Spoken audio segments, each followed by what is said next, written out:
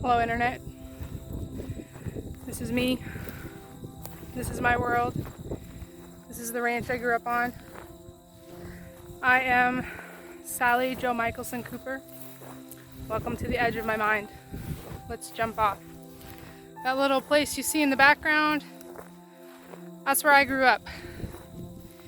It was a small 2-room trailer with 1 room split in half until we got another small 3-room trailer with no room split in half. And the kitchen in the second trailer wasn't as good as the first one. And this is my great-granddad's homestead ranch. Now obviously we don't own everything the eye sees here because there's not big windbreaks up on the edge of the property. This place supports about 30 head of cows, the way the grass quality is here. And if you look up the price of beef on the hoof, you can figure out about how much that's worth inside out. The packing plants take a whole lot of it. So my cousin's renting it from my dad now, but it's still part of what I am. So this is the big shebang though of this place. That draw looks over the Belfrush River, and down here at night you can see the lights of Wall drag. Well, maybe not the drugstore itself, but Wall. That's 40 miles away in that direction. You can't see the Black Hills from this particular hilltop, but I don't know if I'll keep videoing all the way to the next one. But if we do, the Black Hills are 90 miles away. You can see them in that direction. And I'm out on our summer pasture, which I think is our most beautiful pasture, but also in some ways our most vexing pasture because it's very hilly and very deep and very cactus, and there's gravel in the ground, so you couldn't plow it if you wanted to, but it is still beautiful.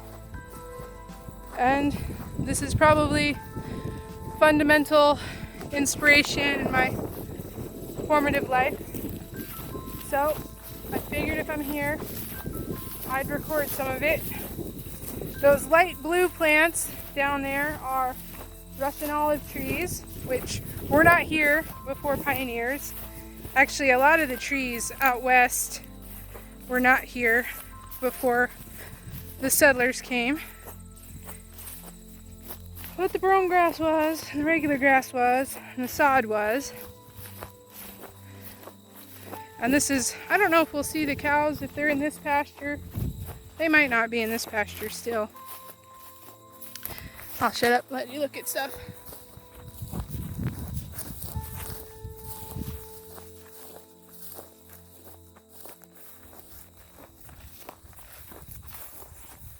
See these patches here where this is eaten out?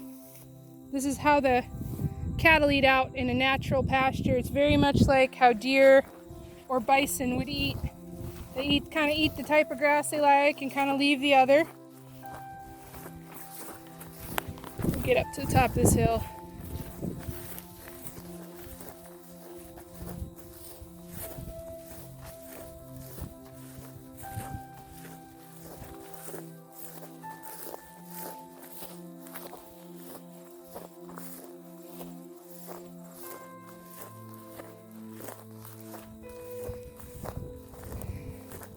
That little area is sandstone and gravel down in the dirt so much that rocks, or well, grass can't grow in it, just rocks grow in it. A lot of these hills are filled up with rose quartz and other kinds of cloudy quartz and pretty stones, but don't make for good ag. They make for pretty looking. There we go. Here's the top of my world.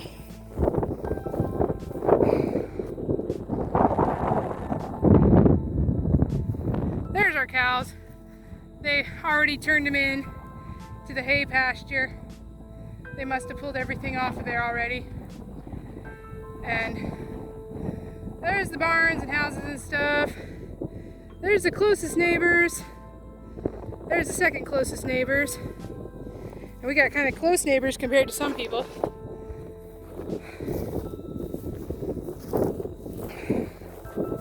Let's look over this hill here.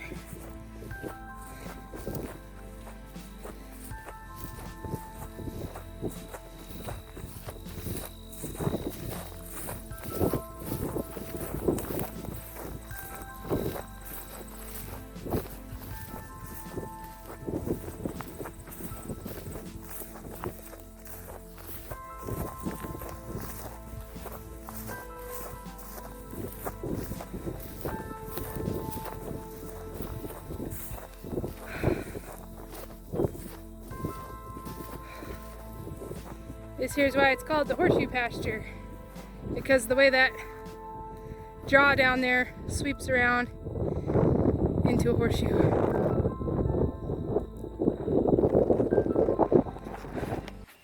Alright, so I'm down in the bottom of one of those draws you looked over. Well, not quite the bottom yet, but I just wanted to show you guys what it should look like when livestock or deer eat underbrush, because they do eat underbrush and they reduce fire hazard.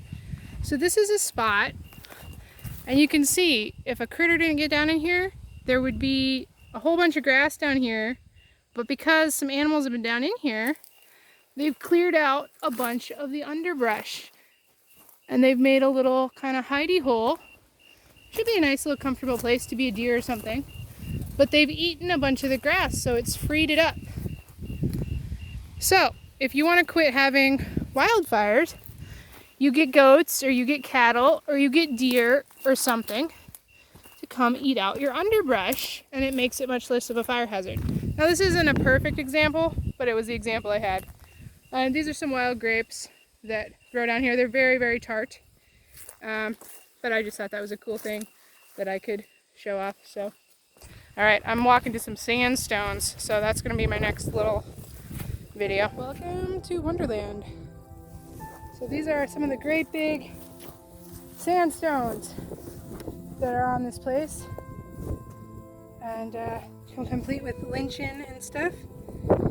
We have several, maybe more than several, maybe 20 acres, I don't know. We have a lot of land that is filled up by these guys, making it good for walking cows around them. You see the cows been eating off here, but just preserving them. There's horny toads and probably rattlesnakes that live up in them. This is my playground as a kid. Not really OSHA approved. We're a different distance from the house right now. But yeah, these are something that exists. The badlands are about 40 to 60 miles south of here, so you get these little outcroppings of mini badlands all around, and there'll be fossils and shark teeth in them sometimes. One of my family's other places, they had a local museum come out and pick up big ones. We've never found many here. I think we found 2 shark teeth here when I was a kid, but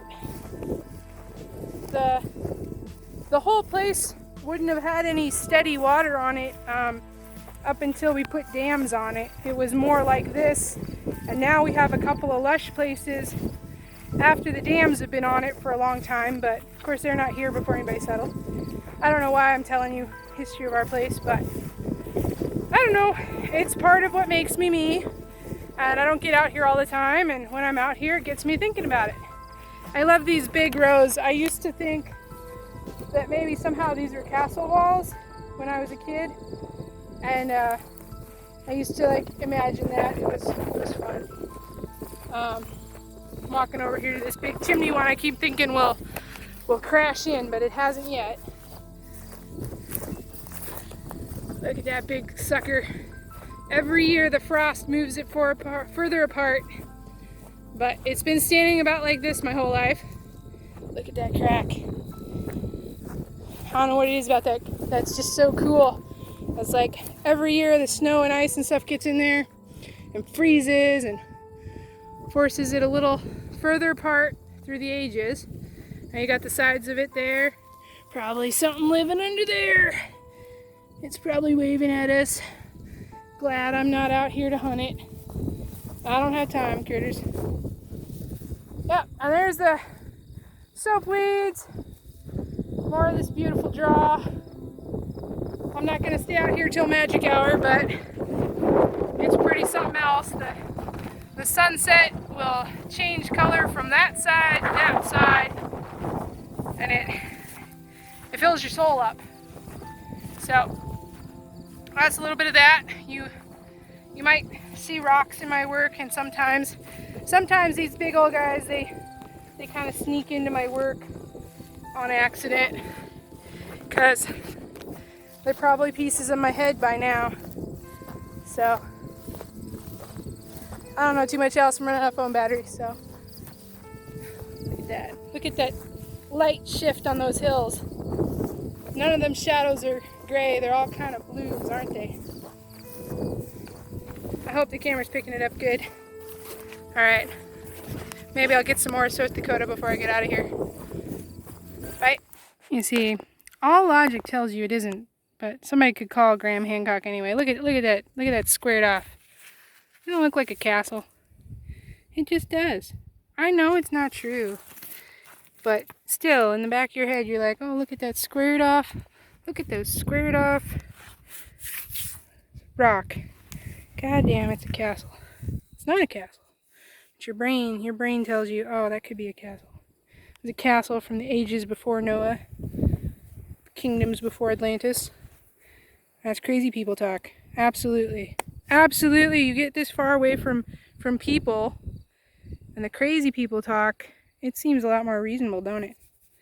Don't it? You see a dust devil take up in front of your truck, it looks like spirits. Anyway, I'm feeling silly now. So, this is what happens when the sod breaks. You see, the sod is this magical stuff right here. It holds the whole world together. And that is when the sod breaks. And this was a real old cattle trail or bison trail or something or another trail. And the sod got broke. And then the water rushes down through here when the snow melts.